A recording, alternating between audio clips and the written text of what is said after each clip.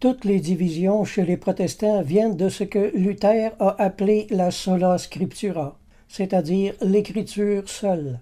Pour les protestants et les évangéliques, les Écritures font autorité sur tout. Jusque-là, je ne dis pas le contraire. C'est vrai que la Bible fait autorité en matière de spiritualité. L'Église ne dit pas le contraire non plus. Mais dans le domaine pratique, la sola scriptura se traduit malheureusement par « Je ne suivrai que mon interprétation des Écritures, je ne suivrai que mon sentiment », ce qui est un désastre dans leurs églises et dans la vie spirituelle. La sola scriptura devient de la graine de rébellion et de la graine de division. Chacun devient son propre maître et son propre disciple à la fois. Le travail des pasteurs est donc rendu 10 fois plus difficile à cause de ça. Au lieu d'avoir un petit troupeau de brebis qui marchent ensemble derrière le pasteur, on a un troupeau de moutons qui courent dans tous les sens, qui se fracassent les uns contre les autres, qui s'enfuient, qui se perdent, qui luttent les unes contre les autres, etc. C'est le chaos. Martin Luther disait « Chaque croyant possède le droit de lire la parole de Dieu et de l'interpréter selon sa conscience. » Wow! Une liberté pareille, c'est très attirant, évidemment. La liberté est toujours attirante. Tout le monde aime la liberté. Tout le monde en veut. Mais une liberté qui donne le droit d'interpréter la Bible comme on le croit, c'est déjà sortir des limites assignées par le Seigneur. C'est écrit où dans la Bible que n'importe qui peut faire dire n'importe quoi à la Bible? Les gens n'ont pas tous la même conscience. Certains ont une conscience scrupuleuse, d'autres ont une conscience étroite, d'autres ont une conscience large ou trop large, d'autres ont une conscience élastique, c'est-à-dire qu'ils ont la conscience étroite quand il s'agit des autres et une conscience large quand il s'agit de leur vie morale. Et d'autres ont une conscience endurcie, cautérisée, d'autres encore n'ont pas de conscience du tout. Alors, vous savez, en suivant cette règle, la sola scriptura devient un véritable terrain de jeu. Le problème avec ce système, c'est que chacun peut interpréter la Bible à sa manière, ce qui équivaut à ouvrir la porte à toutes les querelles, à toutes les disputes, à tous les faux prophètes, et donner permission à toutes sortes de sectes bizarres de voir le jour, ce qui ne tardera pas à arriver tout de suite après la Réforme. Et cela a entraîné des guerres atroces par la suite, entre les luthériens et les anabaptistes, et lieu de grands affrontements qui ont résulté en des centaines de milliers de morts. Le luthéranisme se prête l'autorité des Écritures, mais somme toute, il interprète l'Écriture comme il veut. Dans la théologie de Martin Luther, le péché n'était plus rien, car il suffisait de se croire saint pour l'être. La repentance et les efforts de sanctification étaient devenus inutiles. Seule la foi justifiait. La foi suffisait à tout. Vous savez, la sola scriptura, c'est comme donner la permission à une troupe d'enfants d'entrer dans un magasin de jouets et de faire tout ce qu'ils veulent. En peu de temps, tout serait saccagé, évidemment. Frères et sœurs évangéliques, cette belle liberté que Luther vous a donnée n'est qu'une semence de rébellion, d'anarchie et de chaos. Dieu, dans la Bible, n'a jamais donné le droit à personne d'interpréter les Écritures selon son propre sens. Au contraire, en 2 Pierre 1, verset 20, il est écrit « Sachez tout d'abord vous-même qu'aucune prophétie de l'Écriture ne peut être un objet d'interprétation particulière ou personnelle. » En Jean chapitre 16, verset 13, Jésus a dit « Quand le Consolateur sera venu, l'Esprit de vérité, il vous conduira dans toute la vérité. Car il ne parlera pas de lui-même, mais il dira tout ce qu'il aura entendu, et il vous annoncera les choses à venir. » Voilà le passage principal sur lequel s'appuient les évangéliques pour se donner le droit d'interpréter la Bible. Tout le monde se croit inspiré du Saint-Esprit. Remontez au tout début du chapitre et placez ce verset dans son vrai contexte et vous verrez que Jésus ne s'adressait pas à tous les chrétiens du monde entier, mais il s'adressait à ses apôtres. S'il est vrai que les chrétiens peuvent tirer beaucoup d'édification en lisant les Écritures, cependant, ils ne doivent pas déroger de l'interprétation qu'en fait l'Église. En effet, en 1 Timothée 3,15, Paul dit « L'Église du Dieu vivant est la colonne et l'appui de la vérité. » Paul ne dit pas que c'est la Bible qui vous conduira dans toute la vérité, mais l'Église. Dès l'aube du christianisme, il a appartenu à l'Église de nous interpréter les Écritures. Tu peux ouvrir la Bible par tes propres forces, tu peux la lire par toi-même, et tu ne peux pas en ouvrir le sens à moins de l'avoir étudié en profondeur et à l'école de ceux qui en ont été les docteurs avant toi. Lire la Bible tout seul, c'est se condamner à tourner en rond pendant très très longtemps et avancer très très lentement. Les jeunes pasteurs veulent plaire au Seigneur et ils veulent suivre la Bible. Malheureusement, leur empressement leur fait faire beaucoup d'erreurs. Ils se mettent à imiter ce qu'ils voient dans la Bible, mais malheureusement, ils ne comprennent pas le pourquoi qui est derrière. Ils sont comme des singes qui voient un homme répondre au téléphone et qui prennent le cornet et à faire comme lui ensuite. L'animal ne fait qu'imiter l'homme. Il ne comprend rien de ce qu'ils imitent. Par exemple, le protestant voit dans la Bible que les premiers chrétiens se faisaient baptiser par immersion. Alors, il ne lui en faut pas plus. Tout de suite, il se met à prêcher que tout le monde doit se faire baptiser par immersion et que tous les autres baptêmes ne sont pas bons. Et que toutes les églises qui ne baptisent pas par immersion sont de fausses églises, des églises apostates, etc. Vous comprenez ce que je veux dire? Mes amis, il est affligeant pour le cœur de voir le degré d'ignorance dans lequel ils sont. Où est-il écrit dans la Bible que les autres formes de baptême sont invalides? En fait, tout le protestantisme est basé sur l'ignorance des Écritures et de la mal-interprétation. Ils imitent la surface des choses. Les églises évangéliques disent qu'ils sont basés sur la Bible, mais c'est une Bible mal connue, mal comprise, mal interprétée et mal enseignée. Alors je répète qu'imiter la Bible, ce n'est pas ça, suivre la Bible. Le christianisme n'a pas été fondé pour être une mêlée confuse d'individualités indépendantes les unes des autres, mais pour fonctionner en unité. C'est ce que Cyprien de Carthage affirme quand il dit que Dieu a établi l'Église pour être la dépositaire, et quand il est besoin, elle devient l'interprète des vérités qu'il nous a révélées. L'Église est la dépositaire pour nous les conserver, l'organe pour nous les annoncer, et l'interprète pour nous les expliquer.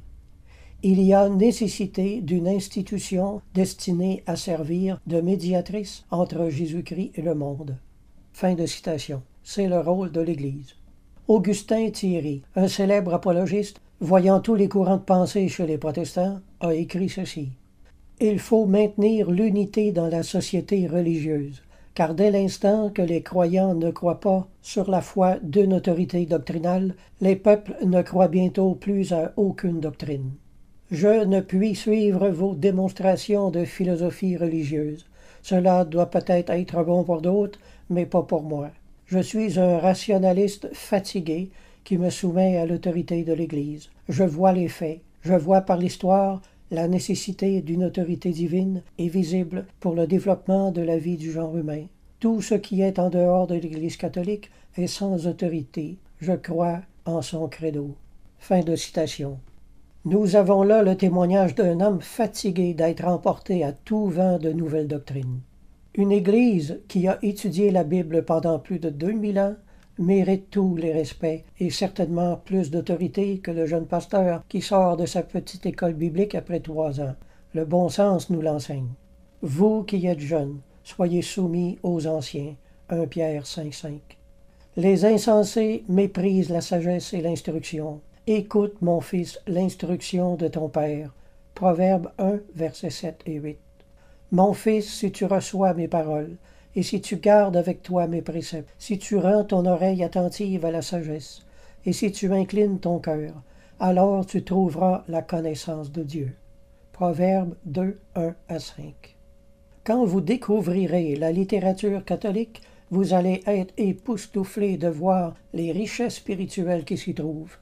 Les pères de l'Église, les enseignements des saints, leurs biographies et leurs commentaires bibliques sont les plus édifiants que j'ai jamais lus. Ces hommes étaient des géants dans la foi. La sola scriptura est une doctrine bâtie sur le sable, car on le sait bien, chacun fait dire à la Bible ce qu'il veut. Luther disait de ne s'en remettre qu'à la Bible interprétée par chacun selon les lumières de l'Esprit Saint. L'Esprit Saint nous a été donné pour nous aider à cheminer dans le Seigneur, pas pour nous donner l'infaillibilité d'interprétation des Écritures. Les églises réformées sont plus nombreuses que les versets de la Bible, mes amis. Il y a plus d'églises que de versets bibliques. Il n'y a pas deux versets dans la Bible où les chrétiens évangéliques s'accordent pour interpréter de la même façon. Il n'y a pas deux chrétiens sur la terre qui interprètent la Bible de la même façon. Alors, où est la vérité dans tout ça? La vérité est introuvable à cause de ça, justement. La condition de faiblesse humaine dans laquelle nous nous trouvons tous rend impossible l'infaillibilité personnelle du chrétien. Saint-Esprit ou pas, toute ma vie, j'ai vu des gens qui croyaient être remplis du Saint-Esprit jusqu'aux yeux et qui enseignaient pourtant les bêtises les plus incroyables. Alors ce qu'ils appellent suivre la Bible est totalement impossible. Voilà pourquoi le protestantisme est un monde de division. L'Église catholique a changé le monde et renouvelé la face de la terre, alors que les petites sectes n'ont aucun pouvoir pour changer quoi que ce soit, même dans leur propre ville. Jésus a dit « Tout royaume divisé contre lui-même est dévasté, et une maison s'écroule sur une autre. » Luc 11, 17. Mes amis, la meilleure chance que nous avons de bien suivre la Bible, c'est premièrement d'avoir une seule institution enseignante et de choisir la plus ancienne. Une seule chaire de laquelle sortent ce que nous devons croire ou ne pas croire. De toutes les sources qui me paraît la plus sage, la plus expérimentée et la plus éprouvée, je crois que c'est l'Église catholique qui la possède. L'Église a conservé les écrits du Nouveau Testament, ceux des pères apostoliques et des disciples des apôtres et des disciples des apôtres. Pendant plus de 2000 ans, elle a recueilli les enseignements de tous les plus grands hommes de Dieu de tous les siècles. Elle a reconnu et combattu toutes les grandes hérésies des faux docteurs de toutes les époques. Elle possède tous les écrits des plus grands docteurs de la Bible, le témoignage de leur sainteté et de leurs enseignements. L'Église possède un trésor de science et de connaissances. Elle est donc la plus apte et la plus fiable des sources en matière d'interprétation biblique. Moi, dans ma vie, j'ai lu des montagnes et des montagnes de livres évangéliques et je vous avoue qu'arrivé à un certain point, je n'en pouvais plus. Chaque petit supposé prophète travaillait à nous faire entrer dans le crâne leur petite doctrine personnelle et leurs petites interprétations bizarres des passages de la Bible. Je me suis dit finalement que ce fouillis ne pouvait pas venir de Dieu. Je me suis dit que Dieu ne pouvait pas nous avoir laissé la Bible pour en arriver à ça, à cette Babylone de langage divisé. Parce qu'ils possèdent chacun une Bible. Chaque croyant évangélique devient un pape pour lui-même et se donne l'autorité de lancer des éclairs à tous ceux qui ne pensent pas comme lui ou qui n'interprètent pas la Bible comme lui. Chacun se bat pour faire avancer sa papauté sur les autres. Alors voilà ce qu'a donné la doctrine de Martin Luther.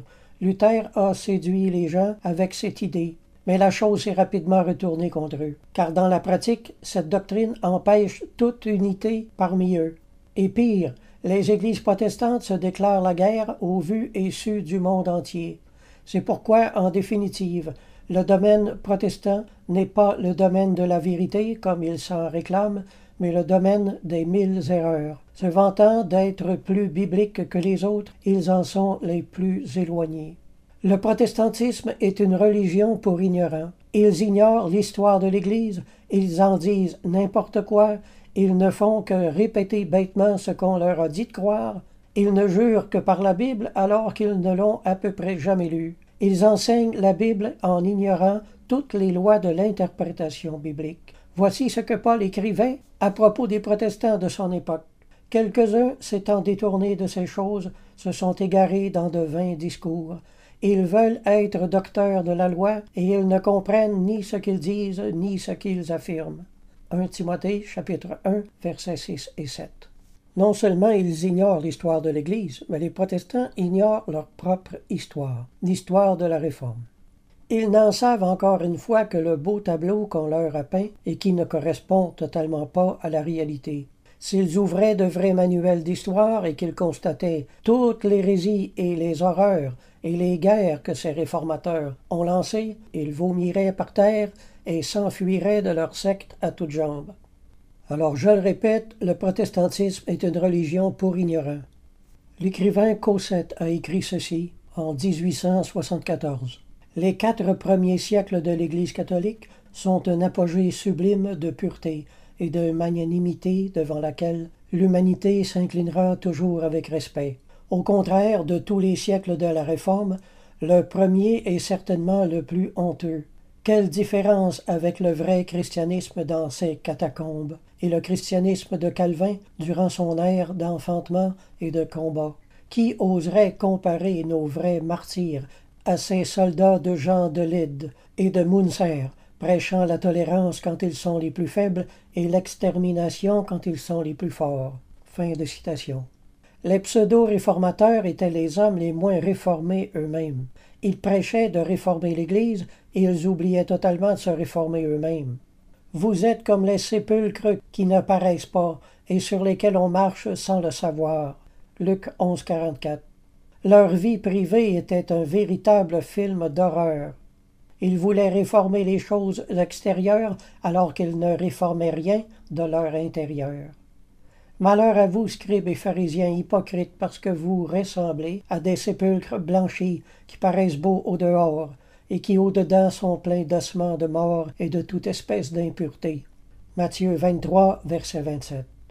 Vous nettoyez le dehors de la coupe et du plat, et à l'intérieur vous êtes plein de rapine et de méchanceté. Luc 11, 39. Celui qui dénonce les erreurs des autres fait bien, mais celui qui dénonce les siennes propres fait mieux. Le problème avec les protestants est le suivant.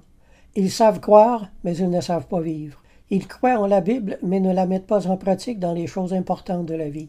Le plus important pour le protestant, c'est de posséder la vérité doctrinale, alors que le plus important pour le catholique, c'est de pratiquer la charité. Les protestants croient que leur juste théologie va les sauver. Ils croient que suivre la Bible à la lettre va sauver leur âme. C'est là une lourde erreur. Suivre la Bible à la lettre ne sauvera personne, mes amis. Suivre la Bible à la lettre, c'est ce que les pharisiens faisaient déjà au temps du Christ. Et il n'y a pas une secte que le Maître n'a réprimandé plus sévèrement. Il les a traités d'hypocrites, de parois blanchies, de cimetières et des tas d'autres choses. Les protestants coulent les moucherons et avalent les chameaux. Ils observent tous les petits détails de la Bible. Pour eux, il faut que tout soit bien biblique, mais ils négligent de mettre en pratique les choses les plus importantes. Ils se font baptiser par immersion un jour et l'oublient ensuite pour toujours. Ils ne savent pas même ce que ce baptême est supposé signifier dans leur vie. Ils donnent la dîme de tout leur revenu à leur pasteur et oublient totalement de soutenir le pauvre qui est assis à côté de lui. J'ai fait partie d'une église où il y avait une chrétienne très pauvre, une femme seule avec un enfant, qui a demandé au pasteur de lui accorder un prêt pour une petite voiture d'occasion. Le pasteur lui a répondu « On n'a pas de budget pour ça ». Et ce pasteur, par la suite, on a vu qu'il jetait l'argent par les fenêtres à coups de milliers de dollars pour des rénovations tout à fait inutiles. Voilà ce que je veux dire. La vérité, c'est que la presque totalité des églises évangéliques sont devenues des sectes haineuses qui ne méritent le respect ni des musulmans et ni du monde. Dieu a châtié Babylone en divisant leur langage en une multitude de langues. Leur unité est devenue impossible. Ils ont été dispersés sur toute la face de la terre, tout comme Israël rebelle a été dispersé dans toutes les nations. Le luthéranisme, né de la révolte et des querelles, produit depuis lors jusqu'à aujourd'hui des rejetons à son image et à sa ressemblance. Au lieu d'être conduits dans toute la vérité, ils sont conduits dans toutes les erreurs. Depuis que Martin Luther s'est séparé de l'Église, laissant derrière lui des fleuves de sang coulant dans toute l'Europe, l'Éternel Dieu a jeté la malédiction sur les enfants de la Réforme, la division, la dispersion et une désunité irréversible qui dure depuis 5 siècles. C'est en vain que l'on travaille à l'unité des chrétiens évangéliques, car il y a cette malédiction sur toutes leurs églises. Ils se divisent, ils se haïssent, ils écrivent des livres les uns contre les autres, ils condamnent les autres alors qu'ils sont condamnés eux-mêmes. Jésus a dit « À ceci tous connaîtront que vous êtes mes disciples si vous avez de l'amour les uns pour les autres. » Jean 13, 35. À ceci tous connaissent que vous êtes protestants, à l'esprit sectaire que vous avez les uns pour les autres. Dans un couple, l'amour exclut le divorce, l'amour fraternel exclut la division dans l'Église. Voici un avertissement de l'apôtre Paul. Je vous exhorte, frères, à prendre garde à ceux qui causent des divisions et des scandales au préjudice de l'enseignement que vous avez reçu. Éloignez-vous d'eux, car de tels hommes ne servent point Christ notre Seigneur, mais leur propre ventre. Romains 16, 17-18. En Matthieu 10, 25, Jésus a dit « Tout royaume divisé contre lui-même est dévasté, et toute ville ou maison ou toute église, entre parenthèses, divisée contre elle-même ne peut subsister. » Et 99% des sectes fondées après Luther n'existent plus aujourd'hui. On peut trouver des tas et des tas de photos d'églises évangéliques dévastées, désaffectées. Bossuet a écrit « Nulle secte ne peut remonter sans interruption jusqu'à Jésus-Christ. Les hérésies ne seront jamais que des fleuves qui débordent, des torrents qui passent, qui viennent comme d'eux-mêmes et qui se dessèchent comme ils sont venus. » Fin de citation. Les sectes finissent toutes, tôt ou tard, par s'éliminer elles-mêmes. Elles n'ont pas eu de durée parce qu'elles se sont fragmentées en morceaux de plus en plus petits. Et celles qui existent encore aujourd'hui disparaîtront également de la scène, c'est obligé car c'est leur destin.